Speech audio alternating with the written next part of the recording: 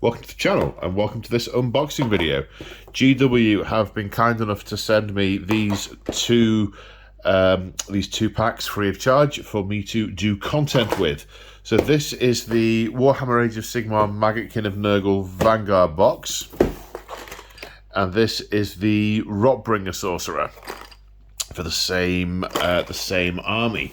Now, my plan with these, because I already have Nurgle demons and I'm getting into Age of Sigmar, my plan with these is to paint these and get them added to my existing Nurgle demons so I can get an AOS Chaos Force on the table. I don't know when that will actually happen, so initially what I'm doing is unboxing, and then I will be adding them to my my queue of stuff to do. So, without further ado, what to do first? Let's do the big box first. So, this is the Vanguard box. I'm assuming that these replace the Start Collecting boxes. I don't know. I don't know either if this represents a certain amount of points. Yeah, don't know that. Let's get this wrapper off. I should have taken the wrapper off before I started. I normally do that. So there's initial fail there, which is good. Okay, so we've got some kind of demon thing. It's a herald of some sort, I think. I don't know its name. Then these look like blight kings. They look like blight kings on rot spawn flies, and these look like plaguebearers. Is that right? Puscoil blight lords. Okay, I was close. Putrid blight kings. The spoilpox scrivener herald of Nurgle is this guy. Oh, and he's got this nice scroll thing with all these Nurgle-y symbols on it, and then some plaguebearers. Oh, there's some disgusting models on here. Disgusting, and I imagine resilient. So, what we got? Yes, so we're going to look at the sprues and the instructions, and hopefully the build options will be in the instructions as well. Right, I'll come to the instructions in a little while. Oh yes, lots of multicoloured things in here. So there's build options there. Goody. Bases. Although bizarrely, I've noticed recently the bases come in these baggies rather than these things. But what are these in here? Strange. Right, what have we got? Okay, this looks like the Spoilpox Scrivener. Single sprue. Lots of nice looking detail on here. I mean, it's one of the more recent plastics. The scroll work on here is very well defined. I'm not keen on this mouth. I never have been. It's one of the reasons I never got the model. I think it's a bit, you can see it on the box here, I think it's a bit cartoonish. I'm hoping there's going to be a way to paint it to de-cartoon it. If I can't think of one, I don't know if I'll do it or not. I don't know if it'll join the army. I love the scroll work though. I mean, these. So from the box art, you can see the scrolls. I mean, these are actually physically etched into. Etched is probably the wrong word. Cast into the mold. So I mean, just a slick of ink over that, a slick of shade will fill out all that text. So these are things that can be painted rather than leaving you to do freehand. Hello, Lemmy. Hello. A weird peacock feather. I don't know why. I suppose he's writing. I suppose he needs some kind of quill to write on his list. Yeah, quite spindly legs, but it's on a rock, so it's got a decent sized gluing point, which is good. Very small join there between these two large pieces, but no, on the whole, that looks good. Right, what else we got? Oof. come to these in a minute. Let's do...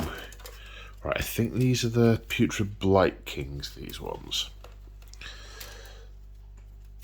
So let's look at them separately, shall we? In fact, let's do it this way around. Okay, so what have we got on here? We've got some cleavers, a bell. Now the cleavers, the metalwork has got those really cool pox indentations, the sort of metals been corroded and eaten away. And they're really really helpful for the painting, because you can sort of highlight you can get the rust into them and highlight the edges, and it creates a really cool effect. The shades settle in them as well. You don't have to do any of that by hand. Trying to rust up a flat blade is much less easy than a non-flat blade. We've got, looks like 2 halves of a bell. That looks like a clapper, a skull clapper for the bell. Shields. Okay, so shields are a thing for these guys. He's got a sort of tabardy thing that looks like it's stitched into his flesh, and some really messed up cracked flesh there. That'll soak in the ink. Lovely. Shoulder pads. We've also got the corrosion in the shoulder pads. These bellies. This weird sort of triangular pointy cleaver thing. Now this body's got a whole suit of armour. It's got a whole breastplate front and back, whereas this one has just got a tunic and is rotting away. Now that looks like the very image of Nurgle, this guy's head. We've also got an armoured face, so it looks like you can do a mix of armoured and unarmoured variants. These look like left and right arms, so I'm going to surmise you can do 2 weapons, or weapon and shield. I have to check that out in the new battle tome. Flail, nice. I don't know if these individual weapon combinations will have their own stats, or whether they'll just be sort of like putrid weapons or something. So, cool. So this is... Ah, yes, okay, so this is... The sprue goes on here. It's a 3-piece sprue. Presumably that makes sense for the spruing process. And what have we got here? We've got a torso with the Nurgling climbing out. Nice. Couple of tri-boils. More corroded axes, bellies with teeth. Is that a shield? That's a shield. With its the triumvirate of Nurgle. No, not the triptych. The triptych of Nurgle. Oh, and here on this sword, that's got 3 buboes on it. Now there's a bit of a fly piece here. Personally, I'm not keen on the fly aesthetic as part of the Nurgle range, like fly heads and stuff. Flies, I think, are cool. I think they work. So on the sort of like these things, these bloke flies, I think they're really cool. But I'm not as keen on the parts mixed in with the human models. Doesn't really strike a chord with me. Although this guy's got some kind of moosey head. That looks like a moose head. It does. It totally looks like a moose head. Lots of axes, swords, shoulder pads, breastplates, shields, antlers. Antlers are a thing. And is that a tongue? That looks like a tongue holding a head. Okay. Cool. Alright. What else we got? Ah, these look like plaguebearers. Okay, so standard thing. I mean, we've got options for standard bearer. I'm assuming these are 2 different heads. Yeah, they look like standard bearer heads. So you've got 2 different options there. So if you've already got one, you can do the other. Plague swords, a bandolier of heads, that's nice. Torso options, these are embossed with A's. Sorry, not embossed, engraved. These say A on them, and these fronts say A on them, so presumably you can mix them up, so you can do a whole load of combinations so they aren't so samey. And I'm going to guess there are some B's somewhere. Yeah, B, B, B, B, C, C, C, C. A, B, and C. Arms, pipes, big antlers on. I'm assuming that's the head of the leader. Ooh, a bandolier of heads. Ooh, those are death heads. They've all sewn up. Nice. Corruptastic. And then, what? 1, 2, 3, 4, 5. Half a dozen Nurglings to dot around your bases. Nice. So my the plaguebearers that I have, they're in quite a bright contrast palette, so I will have to do something similar with these so that they match in. Maybe doing the same scheme, or maybe doing them as a unit to look slightly different. You know, sort of one demon pack is slightly different to another. Maybe. Don't know. Give that some thought. The heads all look interchangeable, so you've got what, 3 or 4 torsos per 3 or 4 fronts per 3 or 4 backs. You've probably got 9 combinations there 3 times, bunch of different heads. You've probably got 27. You've probably got about 100 combinations you can do here, not counting the plague bearers. So the Nurglings on the bases. So yeah, you can make those look pretty individual if you want to. So that looks pretty cool. That looks pretty cool. Now, these 3. Well, this is a thing of wings. Wings and little bits. Torsos. Now that's interesting. When I did the... ooh, there's a bit of foam on there. I don't know how that got there. So we've got torso halves. We've got limbs. Bits of Nurglings hanging off. These are different to the plague drones, because the plague drones are on flying bases with plastic stalks. These ones are going to be attached to the base with, like, there's a bell tying this one down. And what's the other one? Where is it? Is it on this half? I don't think it's on this half.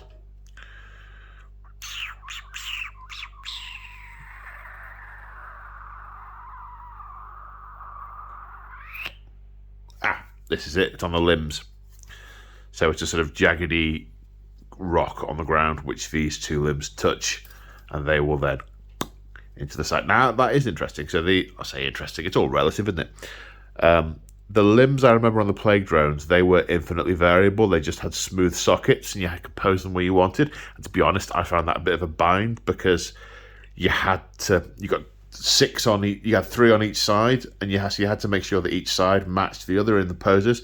It looks like these have got square-shaped plugs to sight them in place, and yeah, the holes are square-shaped as well. So actually, whilst it's not as infinitely variable, so if you had a lot of these, it's probably not exactly what you'd want. But for the few that I'm going to have, because I've obviously got the ones in this box, I've also got one of the old start collecting boxes, so I'm going to have 4 of these in total. So that's going to be plenty to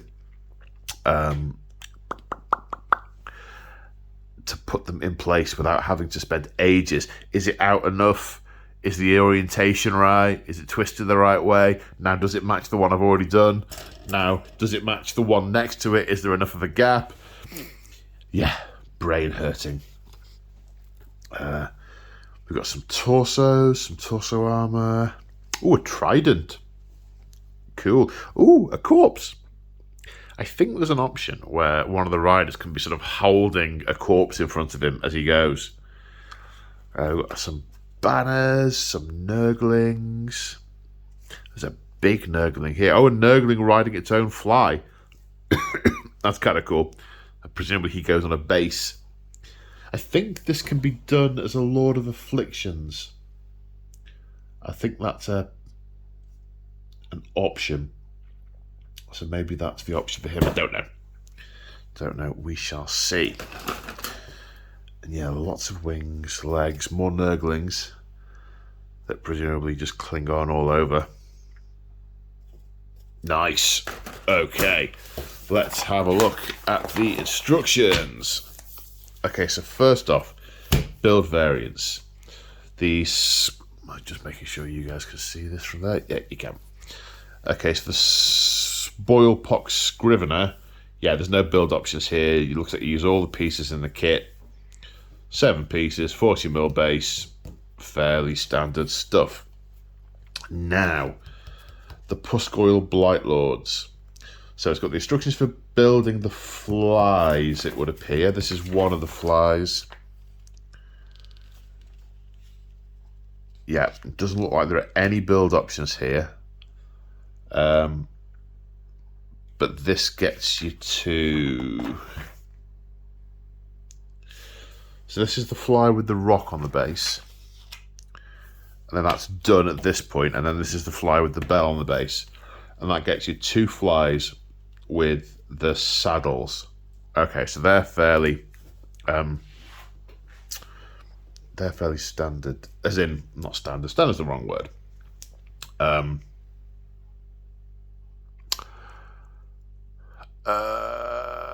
They're not sort of configurable. There aren't options. They're sort of one loadout. That'll do. Now what we got here? Okay, 4 variants. It looks like we've got the Lord of Afflictions, and then 3 different Puscoil Blight Lords. Excellent. And they've all got scythes. I like that.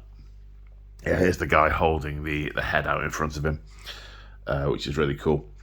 Now, one of my bugbears, because when I bought the Start Collecting box set a few weeks ago, when GW first announced this was coming out, and I realised that with just a few models I could get a full army because I've already got Nurgle Demons, I went into the app, because I do like the app. The app's great. And looked at the existing Nurgle Maggotkin stuff. And one thing I find a little frustrating is these only come in variants of 2. They either come in a Battle Force or now a Vanguard with 2 on the sprue. And if, as per what it said before, you built a Lord of Afflictions, you had 1 Puscoil Blight Lord that you couldn't really do anything with because you could only ever have them in 2s. You couldn't take a unit of 1, or you couldn't add to a unit of 2 and make it a unit of 3. I really hope they've done something with that in the battle tome so you don't end up just losing a model if you want to have a Lord of Afflictions. So, are there options on the Lord of Afflictions? Right. Oh, goodness me. Okay. So this is the Lord of Afflictions. It doesn't look like there's any option to not have the corpse. You've got a couple of different head options for the Lord of Affliction. They both look fairly basic and armoured. I had hoped for a sort of big mutated-y head type thing. Okay. Now. No, there is an option here. You can have the hand outstretched without the corpse attached to it, or you could have the hand holding the corpse. You do have choices there. Hand outstretched. Yeah, okay. I wonder if the corpse is something. It's a nice pose. It's a nice dioramic type thing, but I don't know if he'd just be holding that body the entire time whilst he's having a fight. It's like, sort of, I get asked things like, well, why don't you do more dynamic poses on your dreadnoughts? I'm like, well, they look good as an installation, as a sort of piece of art, if you like, but actually when you got them on the battlefield, they're not so... come on, brain, what are you... they look incongruous in certain scenarios. Like if you've got, I don't know, dead orcs on the base, it's like, okay, that only works if you're fighting orcs painted in your own colour scheme. It doesn't work if you're fighting anything else. Anyway, I've digressed.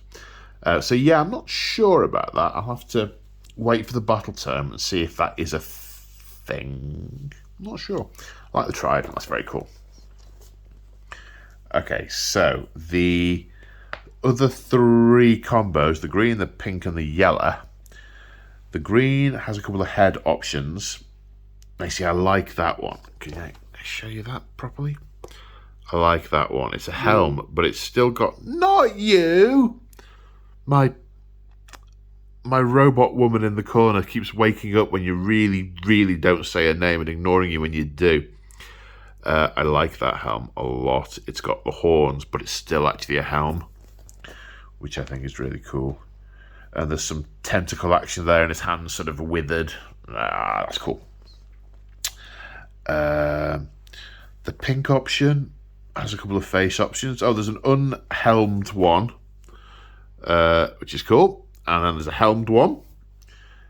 And then the yellow option has these sort of cowl options. Okay, there's one with compound eyes, and there's one with the face mask. I'll be going with the face mask one. That's kind of cool and callous, almost a little bit more Terrian-esque. Almost like they've the inspiration for Nurgle things is common across everything.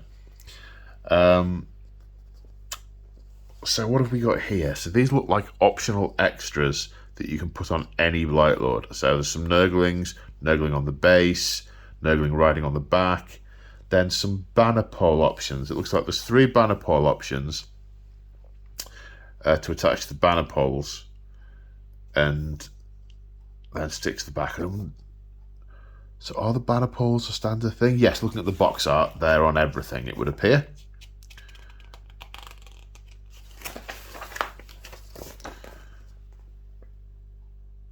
Okay, there we go. Yeah, these are going to be fun to do. Yeah, I mean, look at that guy there. He's the Nurgling's swinging from the standard. Another one's riding the back, and he's holding this corpse up. That looks sufficiently grimdark and menacing. Like that. Okay, the Putrid Blight Kings. Choose the variant you want to build. So this looks like one model. So this first option is one model can either be the unit champion or a regular Blight King. Okay, so blue's the champion. Is that right? Yeah, sorry, I'm looking at this bit and getting confused, but that's because it's for the next model. So the champion doesn't look like there are any configuration options for the champion. You've got an axe and a sword, or just a regular Blight King has got a spear. Okay, so the bottom half of the weapon is the haft, and you can choose the head for the model or the top for the weapon. No shield option. Okay. I guess it's the unit champion, isn't it? No, but this would be a regular line guy, so okay. So this next one, the options are the standard bearer or 2 different Blight King options, one with a scythe and some crookedy horns, one with those fantastic moose antlers, and a mace. You see, that's the thing, because if I want a standard bearer in every unit, it's got to be that guy, which means I will miss out on these 2, and those both look cool. So I guess the answer to that is I don't have a standard bearer in every unit, because I want to have these. Because I'm not as keen on that guy, you see. I don't. It's all right. It's cool. I mean, it's got Nurgling coming out of its belly, which is awesome. But again, if I want a unit champion in any unit, then I'll never see that guy.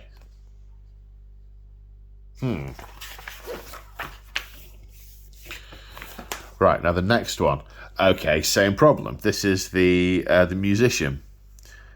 He's got this massive big bell staff thing, which is cool. I like that. But not you. I don't know if you can hear the beep, or maybe you just hear me yelling "not you" occasionally in a really frustrated way.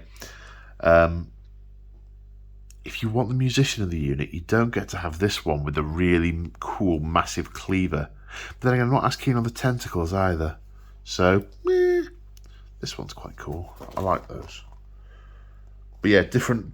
So even amongst these, there are blade options. The pink guy, the options there are either axe and sword or axe and shield.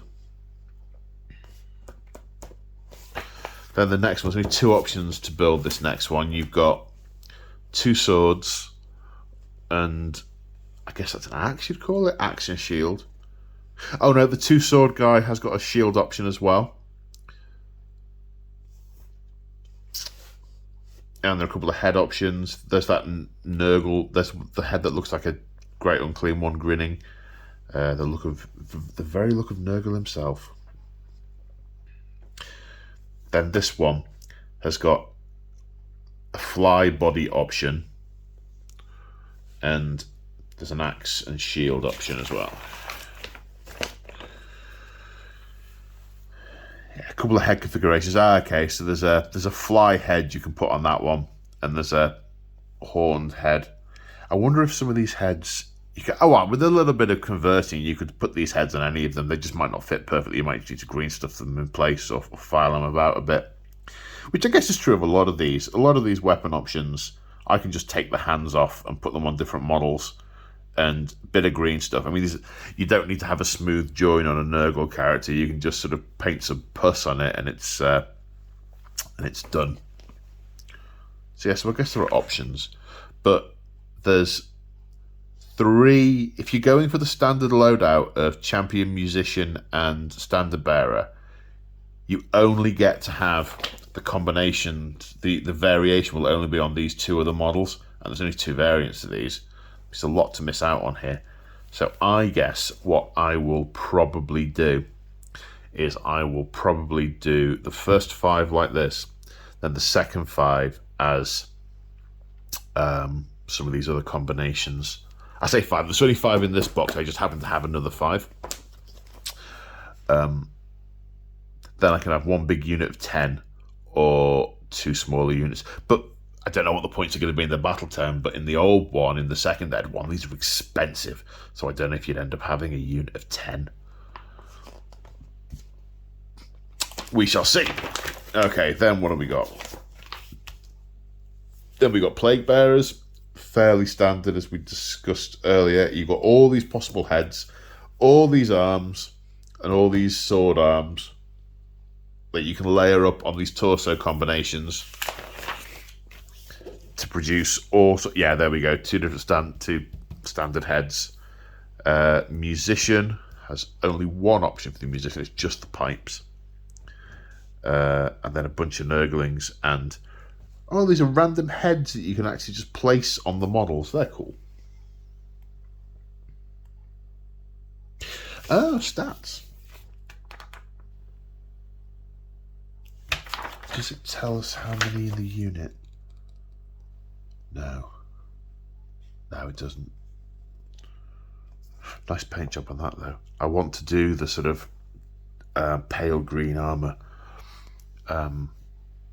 With the flesh all sort of pink and irritated, and then bronze with all the verdigris and stuff. Yeah, that is basically how I want my guys to look.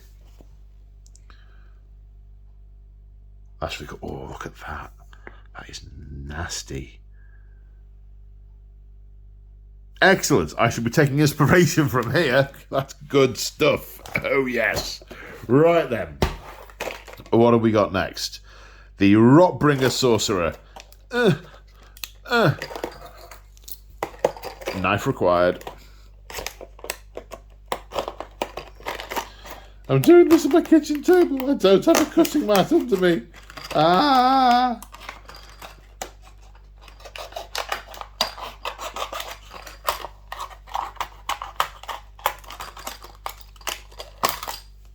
Done. Now, let's get the instructions out in a way that won't rip them, please. It's a lot to ask. Ow, ow, ow. Slicey, spiky death. I think I'll put those back in here, I think. Right. So, interesting. We've got a smaller base. We've got a 32mm base, not a 40. Let's look at the sprue. Okay, well, it's a fairly simple, straightforward sprue. Do we have multiple head options? Because there's a fly head option I've seen, which obviously I'm not as keen on. But, aha! Yes, we have. We've got a human head option. And some arms to get that sort of poorly flesh on. Excellent. Then what do we have here? Yeah, it's a fairly straightforward. The only option looks like, I mean, it's what 10 pieces? 10 pieces with 2 head options, so 9 pieces to actually assemble. 2 head options. Yeah, this is pretty straightforward. Large connection point on the base. Then a picture of it being painted. Oh, there's some sort of fly wings on the guy. And candles with sort of putrid flames coming off them. They're kind of cool. Oh yeah, I'm looking forward to being this guy. Okay, there we go. So he'll go in the box rather than trying to put him back into this thing. And yeah, that's it. Thank you once again to GW for sending these through to me to review and do content with. Thank you very much to all my supporters, everyone who has a channel membership or supports me via my affiliate link to Element Games or via Patreon or buys my merchandise. Basically, thank you to everyone who supports me. You guys are awesome, and you are helping me do the hobby thing on the YouTube and heading towards doing this as a full-time thing. Long way to go, but really good start. So yeah, thank you everyone for your support, and I will see you in the next one. Bye for now.